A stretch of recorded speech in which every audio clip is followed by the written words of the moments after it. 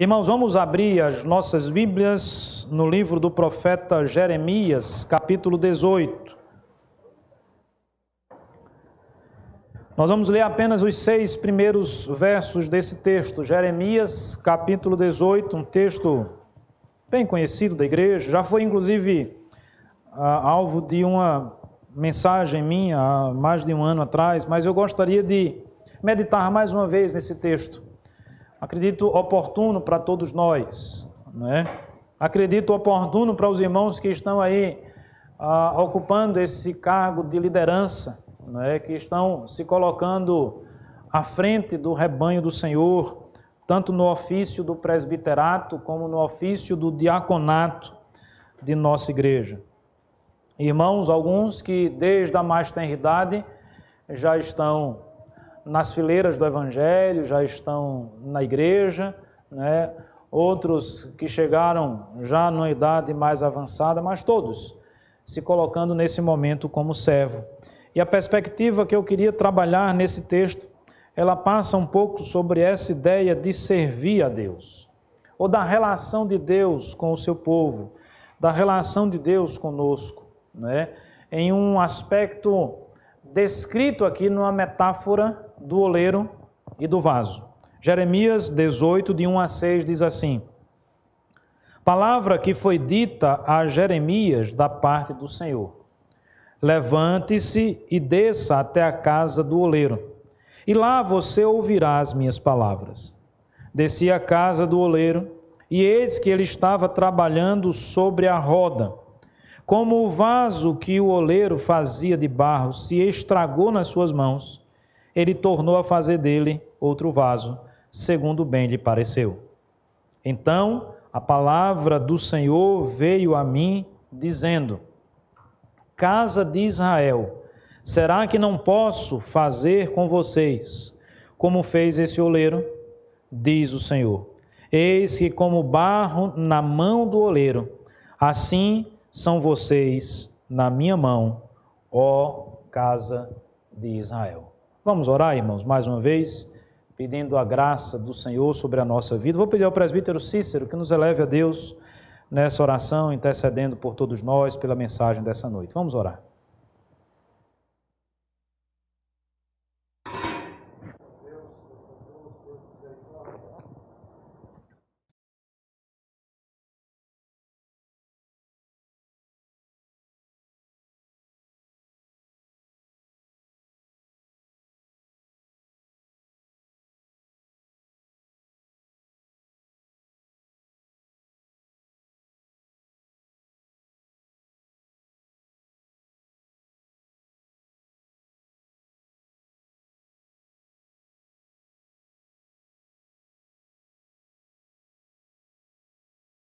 Amém.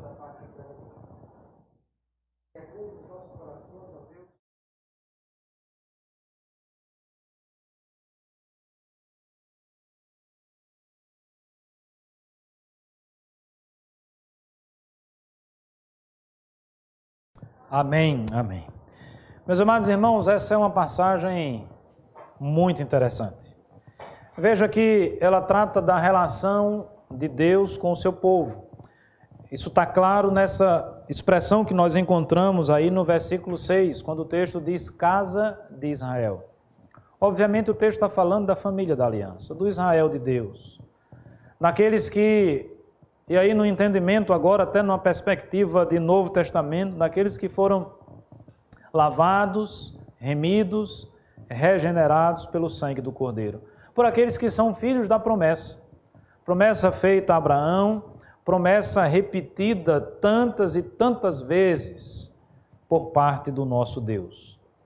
Promessa que nos insere, que nos coloca dentro do pacto, um pacto que Deus fez conosco. Porque quando nós pensamos na relação de Deus com os homens, nós precisamos pensar sempre numa perspectiva de pacto. Lembre-se que logo depois que o homem caiu, quebrando o pacto das obras que já existia, desobedeceu a Deus, suas obras se revelam então mas contrárias à vontade de Deus, recebe a paga pela sua desobediência, o salário pela sua desobediência, e nós sabemos, porque a palavra de Deus nos ensina que o salário do pecado é a morte. Naquele mesmo momento, Deus faz um novo pacto, estabelece um novo pacto, conhecido como Pacto da Graça.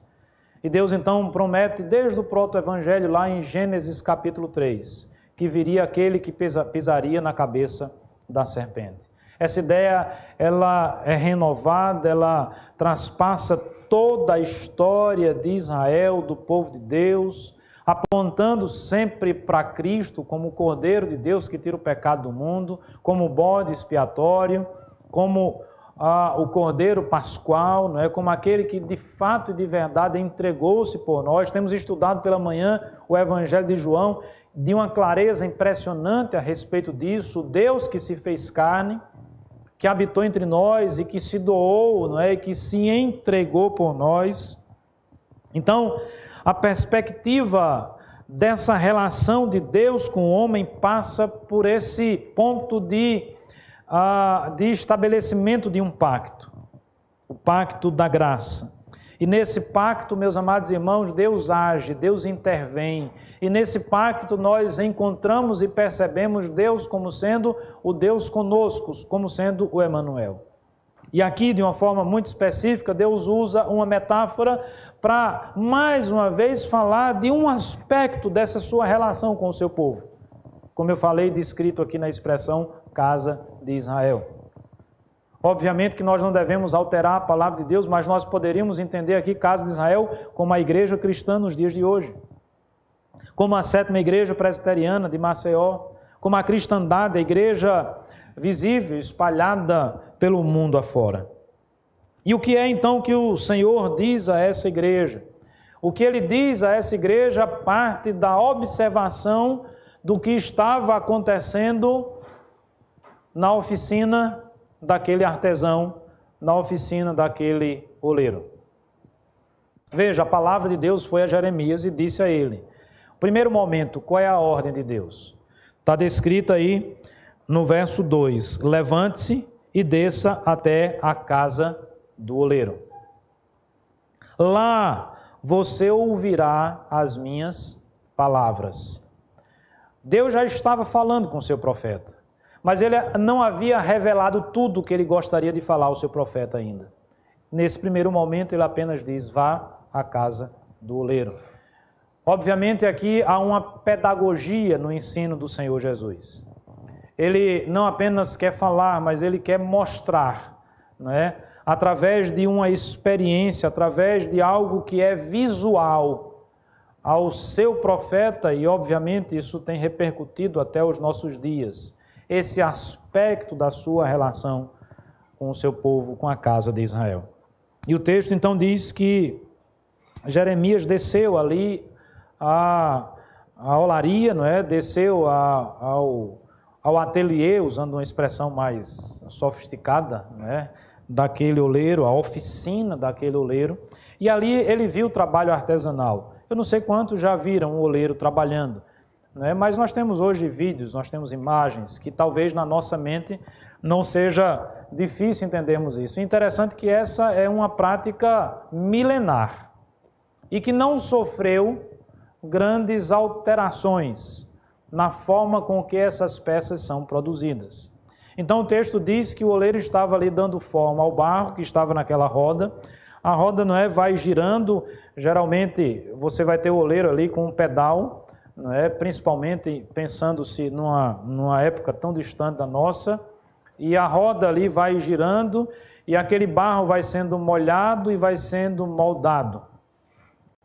Eu nunca tive a oportunidade de tentar fazer algum utensílio de barro, mas me parece que olhando é fácil, mas se você for fazer deve ser algo muito difícil.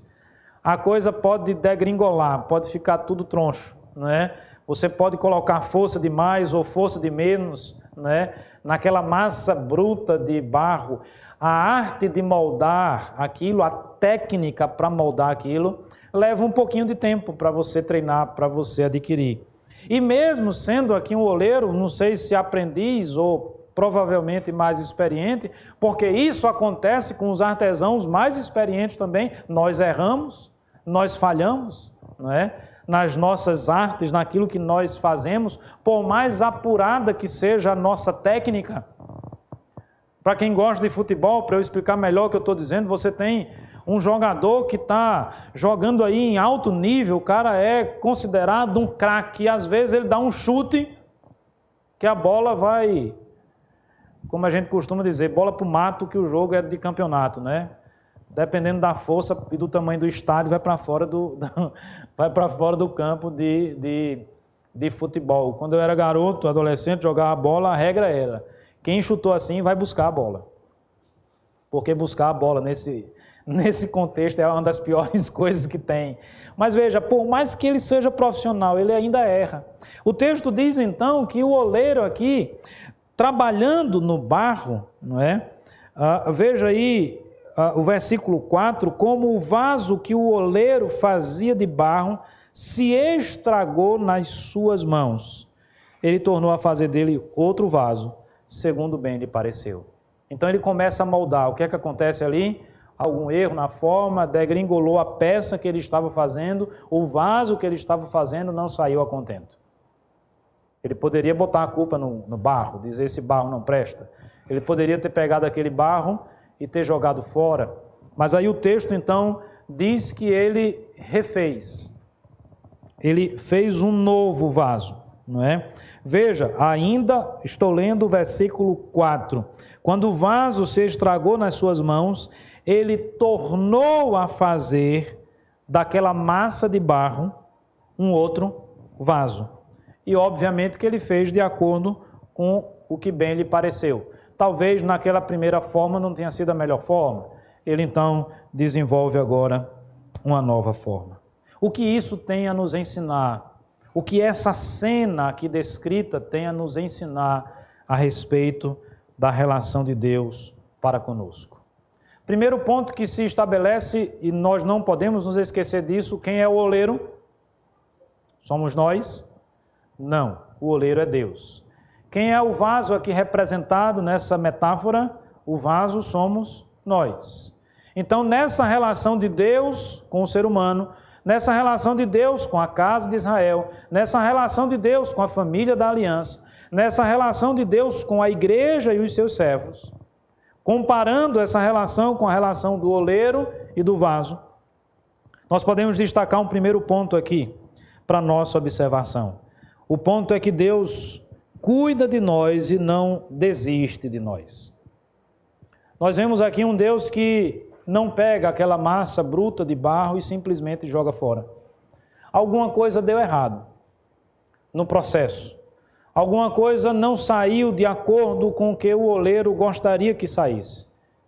Aquele vaso de barro, diz o texto, se estragou nas suas mãos. Há um estrago, há um problema detectado aqui. Não seria possível, então, a construção daquele vaso ou daquela peça, de acordo com a ideia do oleiro primeira. A grande questão, irmãos, é que o oleiro não desiste do vaso. O grande ponto aqui a ser destacado é que o oleiro tem poder suficiente para insistir e moldar o vaso de acordo com a sua vontade, de acordo com o seu querer. Veja, transpondo isso para a nossa realidade, porque é exatamente isso que Deus fala a Jeremias, isso está descrito aí no verso 6. Depois de Jeremias observar essa cena, Deus diz a ele: eis que como barro na mão do oleiro, assim são vocês na minha mão, ó casa de Israel. E faz inclusive uma pergunta: será que eu posso fazer isso com a casa de Israel? Será que eu posso fazer isso com vocês? Fazer isso o quê? Será que eu posso continuar trabalhando? Será que eu posso insistir em moldar vocês? Será que eu posso não desistir? Será que eu posso cuidar desse barro bruto? E o que é que nós somos, meus irmãos? Nós somos pó e cinza. Nós somos barro. barros na mão do oleiro. O homem e o primeiro homem foi criado do pó da terra. Adão, inclusive, ou Adamar, não é? Significa terra, significa barro. Essa é a nossa essência. Os mesmos elementos que existem na terra são os elementos químicos que existem no nosso corpo. De lá nós viemos, para lá nós voltaremos. Há uma estreita relação do homem com a terra, como barro que nós somos. Mas nós nunca podemos nos esquecer que, apesar de sermos barro, existe um oleiro. Apesar de sermos quem somos, apesar de sermos pecadores, apesar de que em alguns momentos nós vamos estragar parte da nossa vida, parte da nossa existência, nós vamos fazer aquilo que é mal perante os olhos do Senhor, nós vamos desobedecer à vontade de Deus. Louvado seja Deus que, como um bom oleiro que Ele é, Ele não desiste de nós. Ele não nos descarta. Nós vivemos, irmãos, na sociedade do descartável. Tudo hoje se descarta de uma forma muito fácil. Quando eu digo tudo, eu não me refiro apenas aos objetos, me refiro inclusive às pessoas, aos animais, seja lá o que for, que tem valor intrínseco maior e bem maior do que qualquer objeto ou qualquer coisa que possamos adquirir com o nosso dinheiro. O mundo hoje é o mundo dos descartáveis. Se joga fora as coisas, se troca as coisas com muita facilidade. Eu já disse aos irmãos, na minha época de infância, quando eu acompanhava meu pai ao mecânico para consertar o carro, antigamente o mecânico consertava a peça. Hoje em dia o mecânico troca a peça. Antigamente o mecânico ele construía uma peça nova. Ele retificava aquilo ali, ele refazia aquilo que era possível fazer. Hoje em dia, e não é só o mecânico, na realidade, em várias áreas de atuação, nós trocamos o refazer pelo trocar, pelo descartável. Isso está, por exemplo, nas relações conjugais ou não. O índice de separação conjugal atinge níveis alarmantes, não é? É muito simples, não deu certo, troca de marido, descarta. Não deu certo, troca de esposa, descarta. Na primeira discussão, na primeira situação, tudo ficou muito simples, muito fácil nessa perspectiva, no mundo tão líquido que nós vivenciamos, né? Não há mais a profundidade nos relacionamentos. Há inclusive aqueles que aplicam esta mesma realidade diante do próprio Deus ou diante da vida religiosa. Eu não gostei do que o pastor falou, eu troco de igreja. É simples. Eu fui incomodado, eu mudo, eu descarto a minha igreja, eu descarto a minha família, eu descarto tudo aquilo que eu puder descartar. O mundo hoje é o mundo do descartável, mas louvado seja o nome do Senhor, porque Ele não é assim. Ele não age assim conosco. O relacionamento de Deus com o seu povo não é um relacionamento superficial, não é um relacionamento líquido que se desfaz sob a primeira dificuldade. Não, Deus é misericordioso, Deus é amoroso, Deus nos perdoa, Deus é longânimo. Quantas e quantas vezes nós desobedecemos o nosso Deus, quantas e quantas vezes nós desonramos o nome do nosso Deus, e mesmo assim Deus não desiste de nós. Quantas e quantas vezes o vaso deu errado, quantas e quantas vezes o vaso foi usado não para bênção, mas para maldição. E mesmo assim Deus não desiste de nós. E no segundo momento, uma segunda reflexão que eu faço com os irmãos, é que o texto diz que o oleiro fez um vaso novo. Quem trabalha aqui com arte, artesanato, de qualquer maneira, aqueles que são mais profissionais ou menos, qualquer trabalho manual, sabe que é muito mais difícil remendar, refazer, do que fazer um novo. Vocês concordam comigo? Na realidade, a gente vai ter dois trabalhos. O trabalho de refazer e o trabalho de fazer de novo, né? Imagina aquele pedreiro que está trabalhando lá e faz uma parede, depois derruba a parede, faz em outra parede, faz isso. É muito mais complicado. É muito mais dispendioso, dá muito mais trabalho. E muitas vezes o remendo simplesmente não presta. E aí eu aprendo uma outra coisa nessa ação de Deus, nessa relação de Deus com a casa de Israel. Deus não remenda, Deus transforma. Deus não faz bota aquele band-aid, né? Bota aquele remendozinho, aquela costurazinha atravessada para esconder a descostura ou o rasgão da roupa. Não, Deus faz algo novo.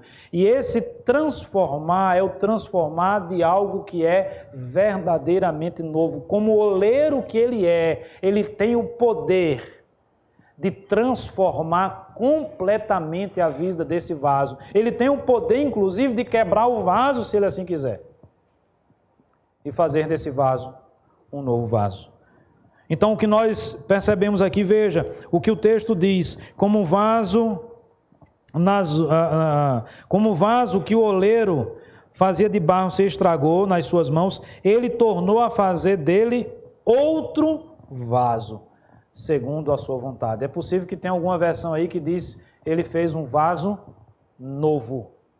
É novidade de vida. É algo que está começando mais uma vez. Meus amados irmãos, é assim que Deus se relaciona conosco.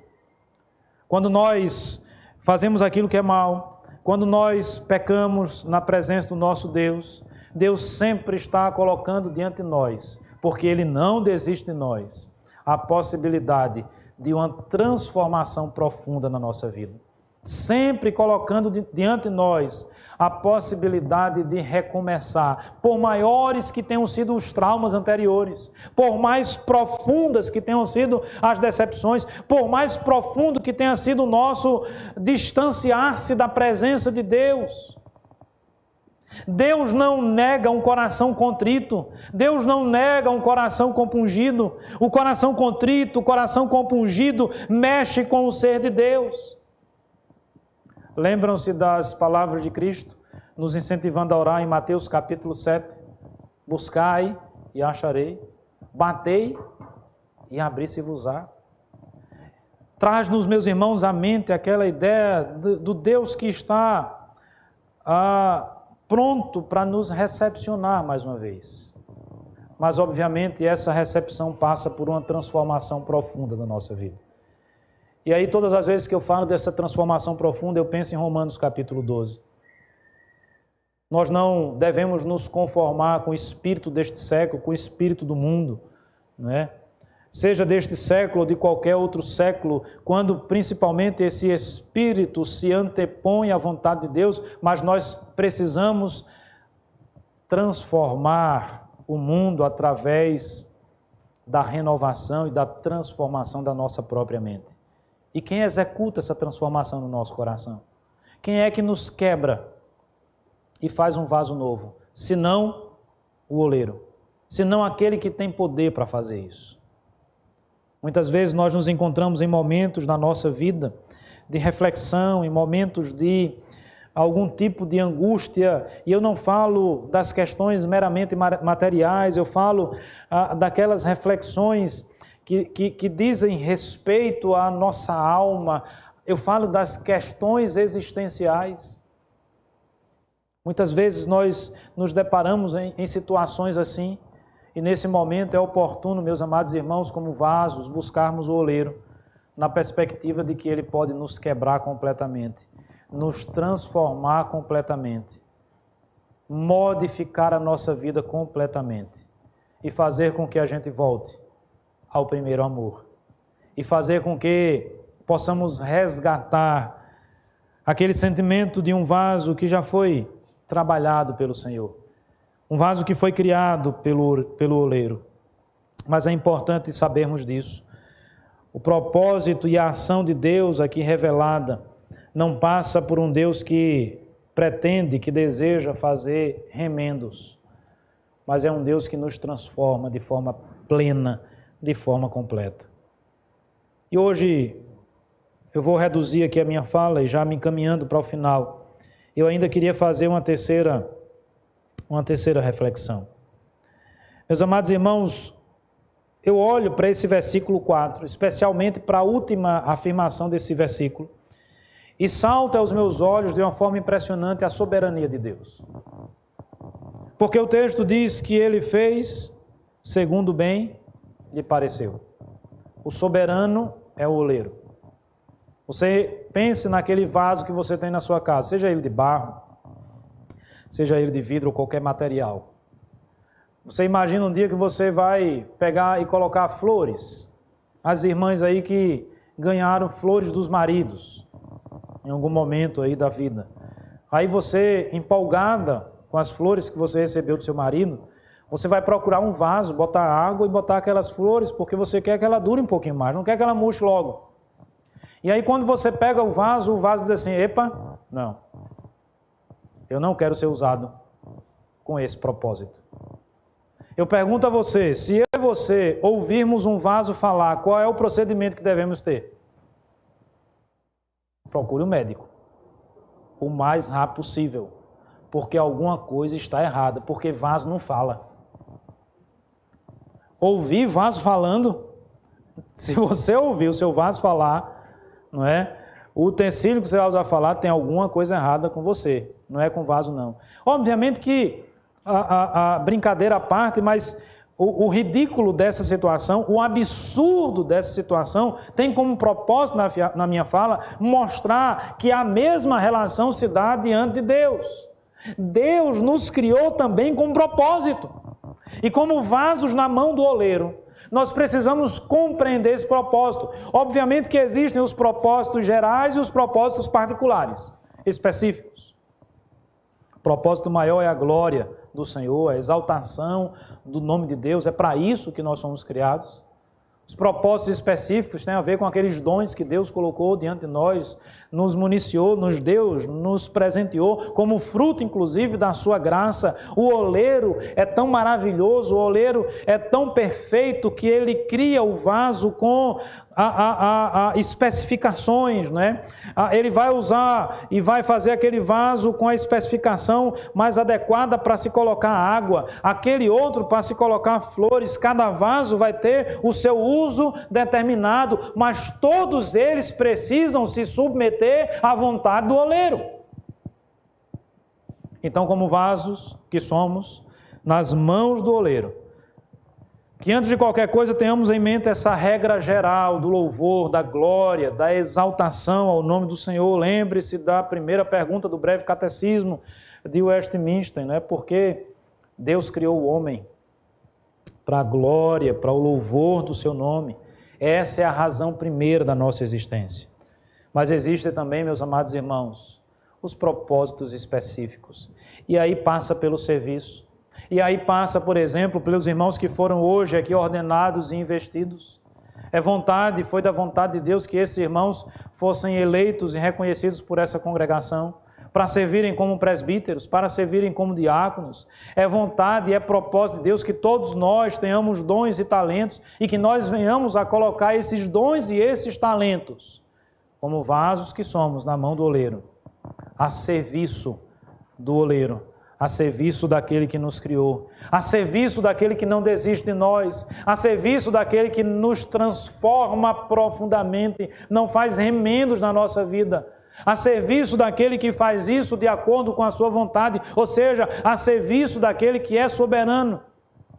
E Deus inclusive faz uma pergunta retórica ao profeta, está aí no início do versículo 6, casa de Israel, será que eu não posso fazer com vocês como fez esse oleiro? Essa é uma pergunta retórica porque nós já conhecemos a resposta dela. Eu pergunto, será que Deus pode quebrar a nossa vida? Será que Deus pode restaurar a nossa vida? Será que Deus pode transformar a nossa vida? Será que Deus pode nos refazer? Será que Deus pode nos criar com propósitos gerais e com propósitos específicos? Será que isso é uma realidade? A resposta é óbvia, sim, Deus pode fazer isso porque Ele é o soberano, porque Ele é o Criador de todas as coisas, porque Ele é o oleiro e nós somos o vaso. Ou somos os vasos, servos e tão somente servos. Lembra-se de Paulo lá escrevendo aos 1 Coríntios. Quem é Apolo? Quem é Paulo? Eu não estou falando de pessoas, vamos usar assim essa expressão de uma pessoa qualquer, eu estou falando do apóstolo Paulo. talvez o maior missionário que a igreja cristã conheceu, um apóstolo, um homem que com certeza fez muita diferença. Eu estou falando de Pedro, eu estou falando de Apolo, eu estou falando de líderes da igreja do Senhor Jesus, que vivenciaram a experiência da perseguição, do sofrimento, foram presos, açoitados, apanharam, passaram pelo martírio e não negaram a sua fé e continuaram pregando a Cristo, dedicaram a sua vida a Cristo. E o questionamento dele lá em 1 Coríntios é: quem é Pedro, quem é Apolo, quem é Paulo? A resposta é: servos. Porque nós não temos outra resposta para dar. Quem é o Digleito? Quem é o Henrique? Quem é a Zilda? Quem somos nós? Servos. Quem somos nós? Vasos nas mãos do oleiro. Do oleiro que não desiste de nós. Do oleiro que nos transforma profundamente e modifica a nossa vida, porque ele tem poder para fazer isso. E do oleiro que tem propósito na nossa vida.